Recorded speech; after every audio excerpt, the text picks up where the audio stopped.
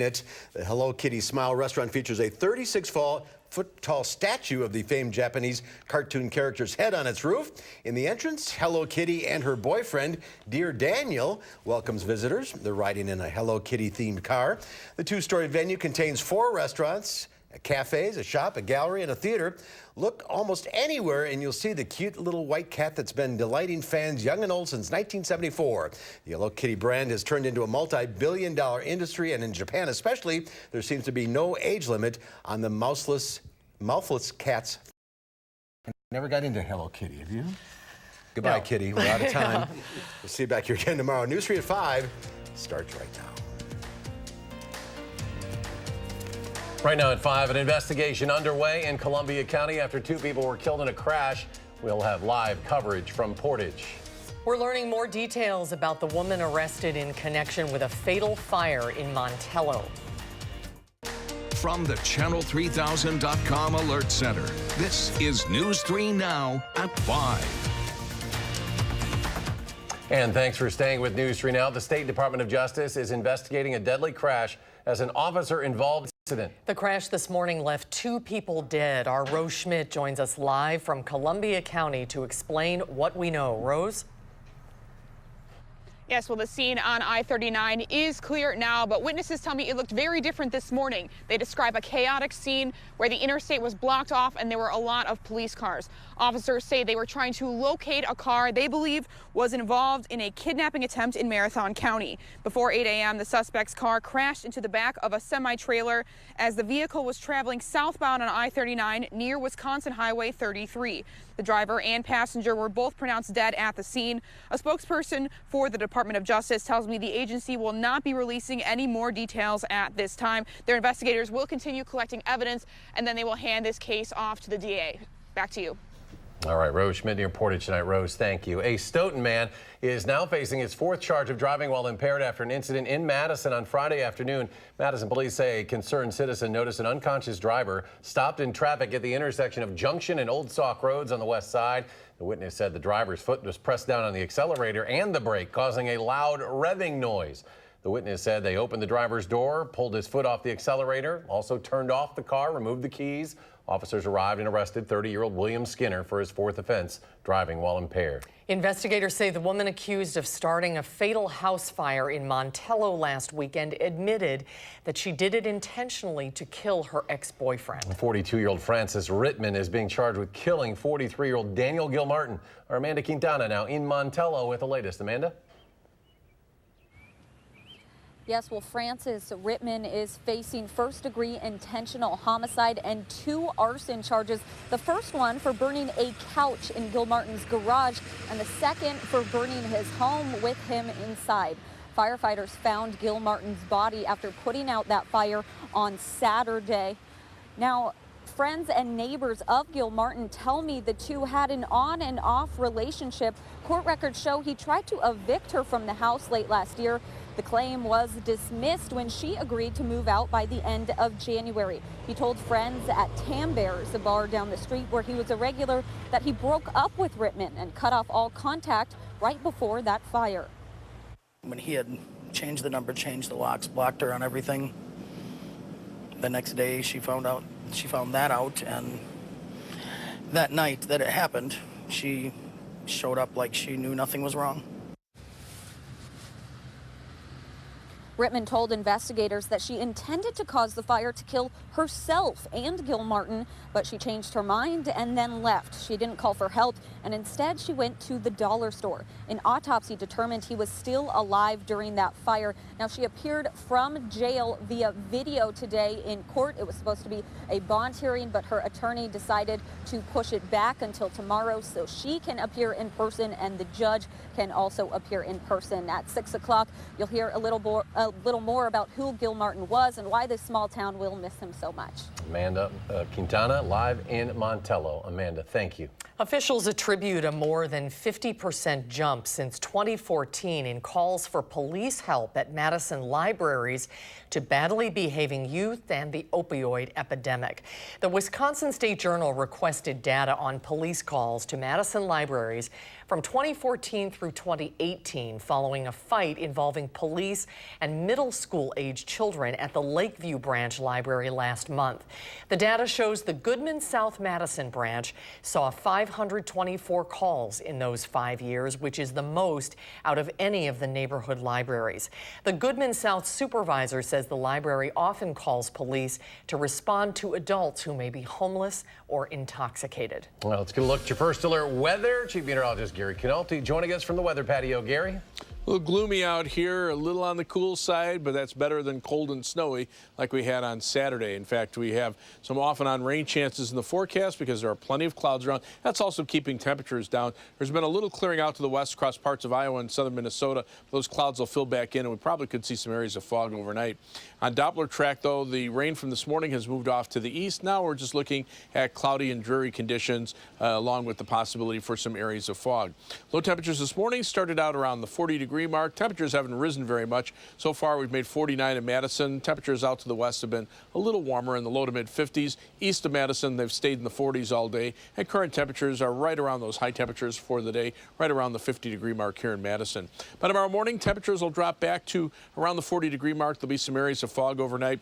Tomorrow, we'll see some showers develop. Could even see an afternoon thunderstorm. Our high temperature still on the cool side at 54 degrees. That's your News 3 Now First Alert forecast. All right, thank you, Gary. Well, now that it's springtime, we are in peak tick season. We know the risk of Lyme disease that ticks carry, but bug experts say there is a lot we don't know about where the ticks can be found and what Lyme disease symptoms may linger. Our Madeline O'Neill shares the story of a woman who says her life has been forever changed by this disease. Maddie? Susan and Eric, officials are already warning Dane County residents of tick season, and the city of Madison has seen the number of deer ticks rise significantly this month, according to a recent release. Entomologist Susan Peskowitz says Wisconsin ranks among the top of the list for diseases transmitted by ticks in the country, and she warns they're not just in the woods. Researchers have been finding more and more just in back lawns, and deer ticks can be really small. Think the size of a freckle. Alicia Cashman of Sun Prairie takes all the precautions she can outside. That's because she says both she and her husband have been battling the lingering effects of Lyme disease for years. I'm doing great, but it's taken 4.5 years of treatment. And I literally went from I want to die to I have my brain back. How do they like? Cashman dealt with a wide range of symptoms, including joint pain, fever, and heart issues. Peskowitz says a number of big problems can arise if you're not treated for Lyme early enough. We'll hear more about those along with Cashman's story and what you can do to protect yourself and your family coming up at 6. We'll see you then. Thanks, Maddie. Thanks, Maddie.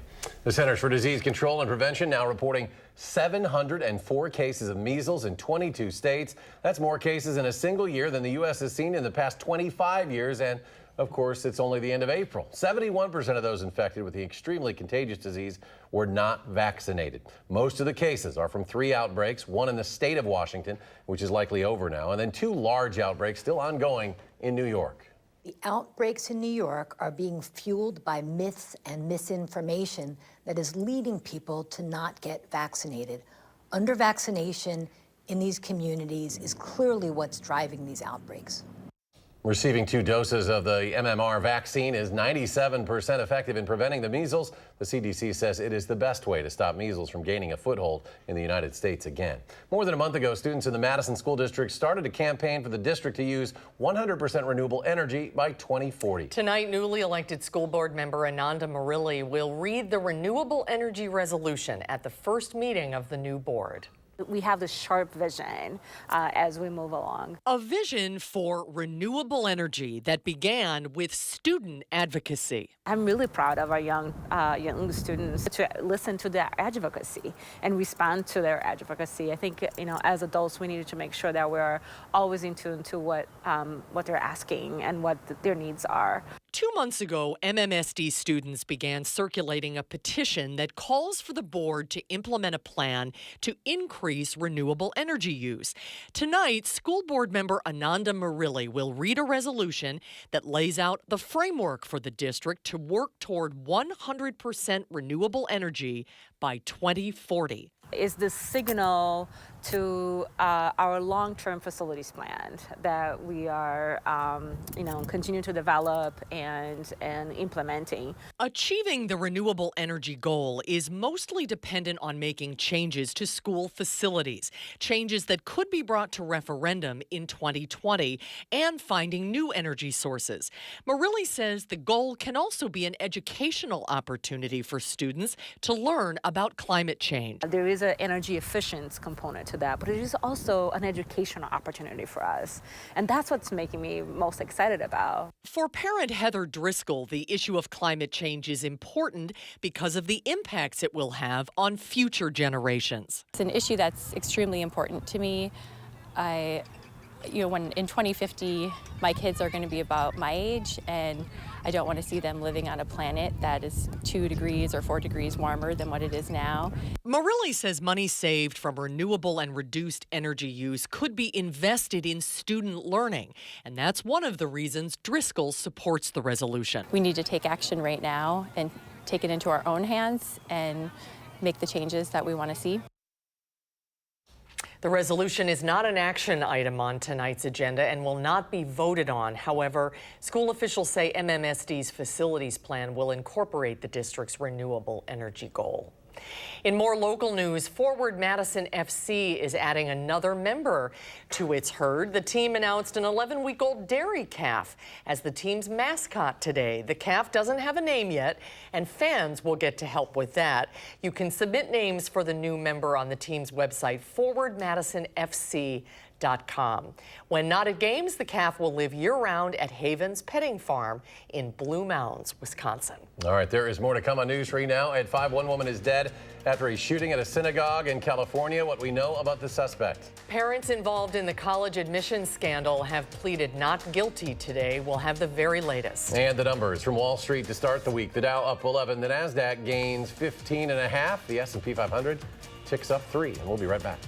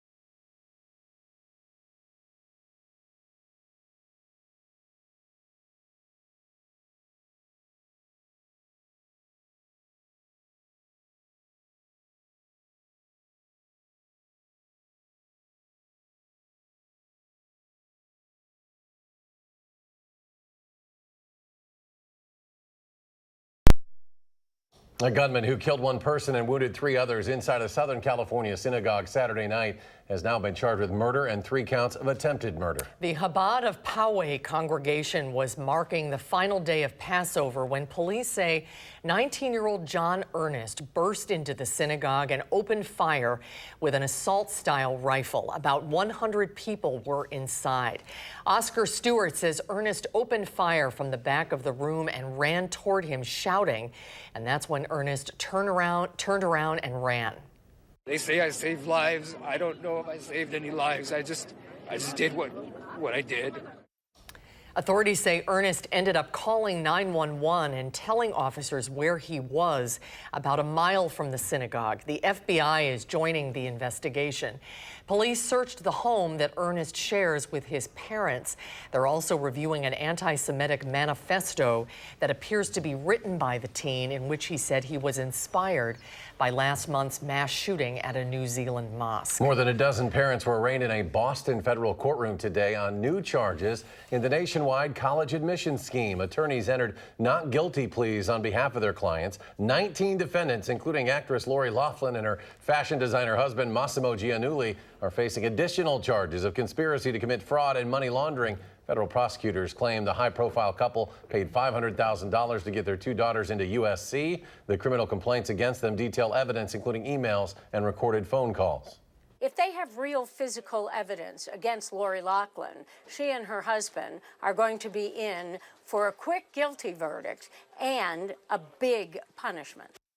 In all, 36 parents, coaches, and administrators have been arrested for allegedly working with college consultant William Singer to cheat on SATs or falsify student profiles. At least 13 parents, including Desperate Housewives star Felicity Huffman, have already agreed to plead guilty and are awaiting sentencing.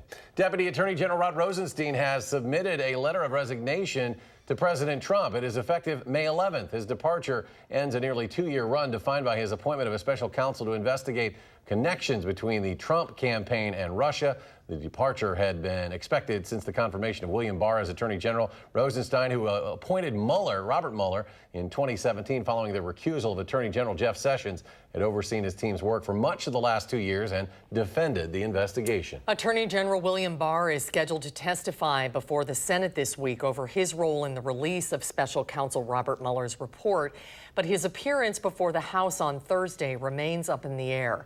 Barr is threatening not to show up after House Democrats insisted that lawyers from the committee be allowed to ask some of the questions.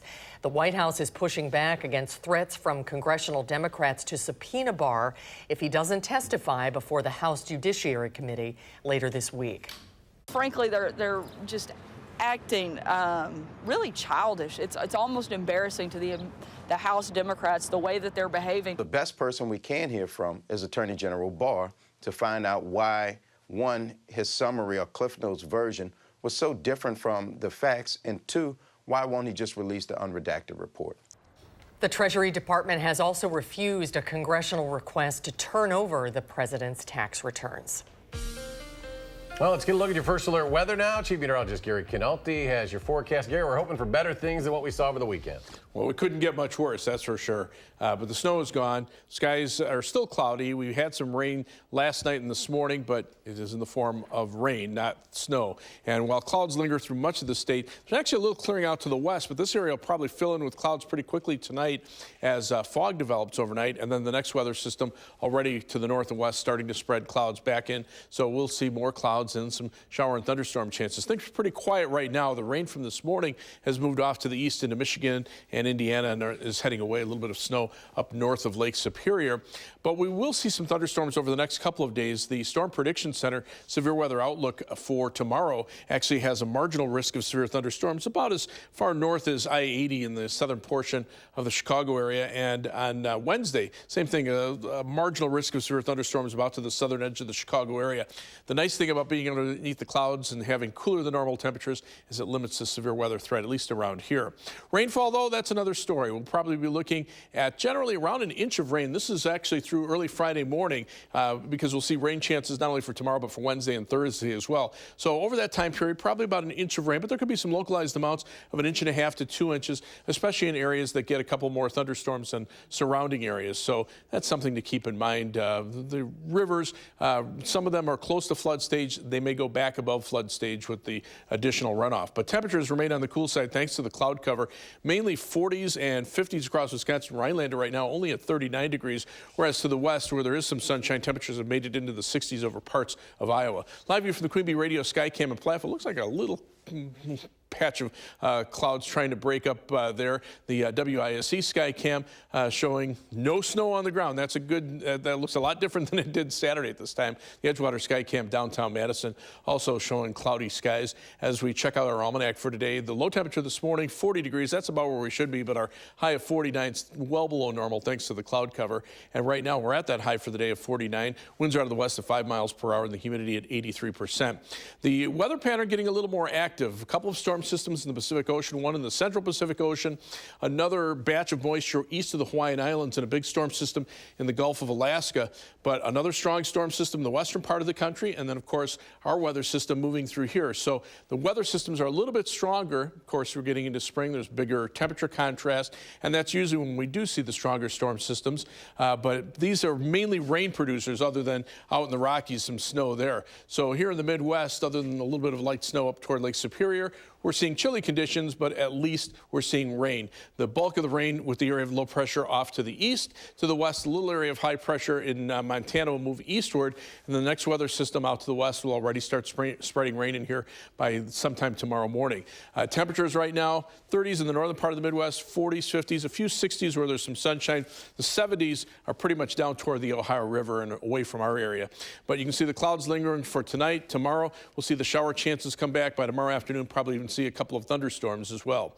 Our forecast for tonight calls for skies to be mostly cloudy. Look for some areas of fog to form, low temperature dropping to 40. For tomorrow, look for mostly cloudy skies and some showers will develop, especially in the afternoon. There could even be a couple of thunderstorms, high temperature at 54. On future track, lots of clouds, some fog tonight, most of the rain staying to our south, but tomorrow those showers move in, and by afternoon we'll probably see some thunderstorms, high temperatures in the mid-50s. Tomorrow night, some showers, isolated thunderstorms, low temperatures in the mid-40s, and Wednesday, more clouds, more showers, a couple of thunderstorms, high temperatures eventually topping out in the mid to upper 50s. Rainfall amounts, like I say, probably around an inch through early Friday morning. Some heavier amounts where a thunderstorm occurs. At least once we get into the sunshine by the end of the week, temperatures get back in the 60s, especially toward the weekend. Some shower and thunderstorm chances on Sunday, and then off and on chances next week, but temperatures will be definitely milder, mainly in the mid to upper 60s. As we take a look at our first alert traffic, the live view from the DOT camera on the Beltline at John Nolan Drive, seeing some slowdowns in the eastbound direction between John Nolan Drive and West Broadway. But all in all, the Beltline actually looking in pretty good shape right now. Travel times right now, 15 minutes in the eastbound direction from University Avenue to the interstate, or 17 minutes in the eastbound direction, 15 minutes back in the westbound direction. If you're heading out of Madison, it's 28 minutes down to Janesville on I-3990, 19 minutes to Sauk City on US 12, and 17 minutes to Sun Prairie on US 151 and East Washington Avenue. That's your News 3 Now First Alert Traffic. All right, thank you, Gary. Ahead at 5, Oscar-nominated filmmaker John Singleton has died at 51. We'll take a look back at his career when we return.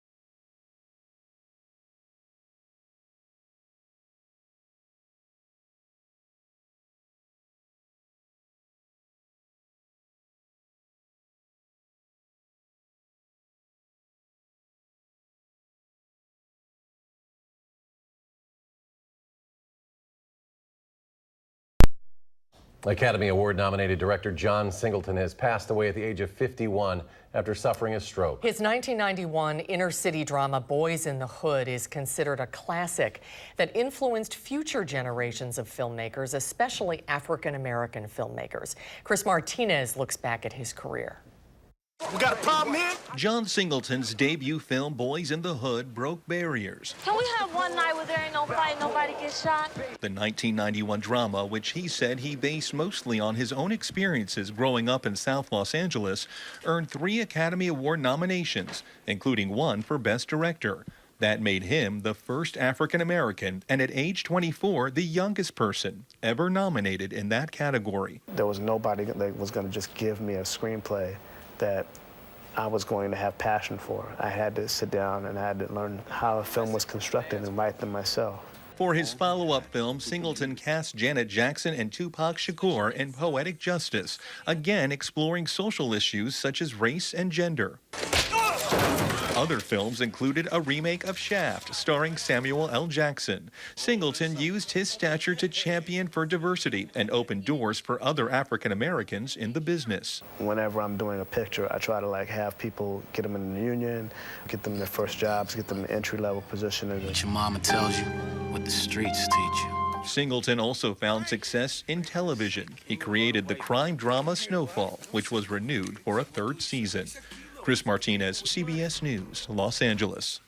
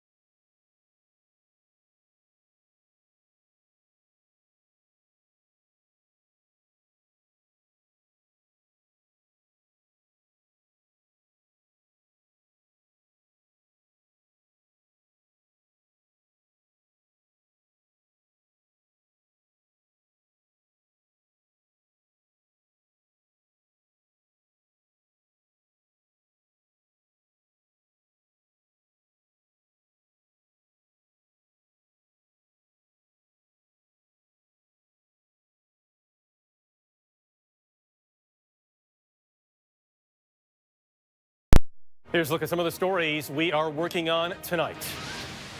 Police say they have foiled a terror attack in Southern California just days after a synagogue shooting. We will take a closer look at the suspect and his plan. The leader of ISIS has appeared on camera for the first time in 5 years, and he's making new threats. And the man changing the face of travel by taking the next generation under his wing. Tonight on the CBS Evening News. Kind of a damp and cool night out there. Yeah, but at least it's not snowing. Yes, you're right. So let's look at the good side. But with all that dampness around, you can see fog already starting to form closer to Lake Michigan where temperatures are a little bit cooler. There's not much fog around here, but see where those temperatures are in the lower 40s compared to the upper 40s here. When our temperatures start cooling down to that point, we'll probably see some areas of fog across the rest of southern Wisconsin overnight. Highs 50s the next few days with shower and thunderstorm chances. Once we get rid of the rain, we're back into the 60s Friday and Saturday. And then we'll see some rain chances, some sun and thunder and temperatures in the 60s for next week. All right, Gary, thank you very much. Gary. Thanks for joining us. We're back in 30 minutes with more updates on News 3 Now at 6. And stay tuned for the CBS Evening News.